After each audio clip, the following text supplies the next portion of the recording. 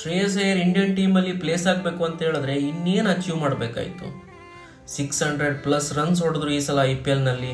50+ average ಇಟ್ಕೊಂಡಿದ್ರು. 175 strike ರೇಟ್ನ maintain ಮಾಡಿದ್ರು.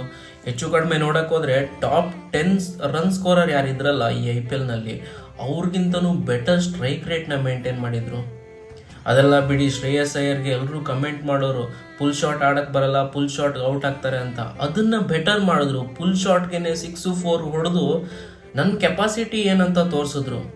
ಇದನ್ನು ಬಿಡಿ, ಈ ಸಲ ICC ಚಾಂಪಿಯನ್ಸ್ ಟ್ರೋಫಿಲಿ ಎಂಥ ಪರ್ಫಾರ್ಮೆನ್ಸು, ಒಂದಲ್ಲ ಒಂದು ಮ್ಯಾಚ್ನ ಆಡಿದ್ದು, ವಿನ್ನಿಂಗ್ ಮೂಮೆಂಟು, ಇಷ್ಟೊಂದು ಅಚೀವ್ ಮಾಡಿರೋ ಶ್ರೇಯಸ್ ಅಯ್ಯರ್ಗೆ ಇಂಡಿಯನ್ ಟೀಮಲ್ಲಿ ಸೆಲೆಕ್ಟ್ ಆಗೋಕ್ಕಾಗ್ತಿಲ್ಲ ಅಂತ ಹೇಳಿದ್ರೆ ಏನು ಹೇಳೋದು?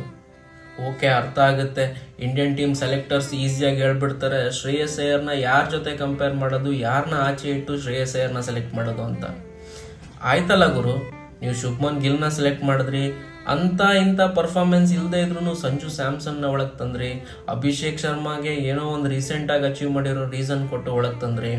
ಹಾಗಂತ ನಮ್ಮ ಶ್ರೇಯಸ್ ಅಯ್ಯರು ಇವರೆಲ್ಲರಿಗಿಂತನೂ ಕಡಿಮೆ ಇದ್ರ? ಇವ್ರ ಜೊತೆ ಕಂಪೇರ್ ಮಾಡೋಕ್ಕೆ ಸಾಧ್ಯನೇ ಆಗಿಲ್ವಾ? ಇಲ್ಲೇನಾದರೂ ಗೇಮ್ ನಡೆಸಿದ್ರ? ಏನೋ ಗುರು, ಬಟ್ ಆದ್ರೂ ತುಂಬ ಬೇಜಾರಾಗುತ್ತೆ. ಶ್ರೇಯಸ್ ಅಯ್ಯರ್ಗೋಸ್ಕರ ಬೇಜಾರಾಗೋ ದಿನಾನೇ ಇದು. ಏನಕ್ಕಂತ ಹೇಳಿದ್ರೆ ಡಿಸರ್ವಿಂಗ್ ಒಬ್ಬ ಕ್ರಿಕೆಟರ್ ಇವತ್ತು ಏಷ್ಯಾ ಕಪ್ ಟೀಮ್ ಸ್ಕ್ವಾಡ್ನಲ್ಲಿ ಇಲ್ಲ. ನಿಮ್ಮೆಲ್ಲರಿಗೂ ಹಿಂಗೆ ಅನ್ಸುತ್ತಾ?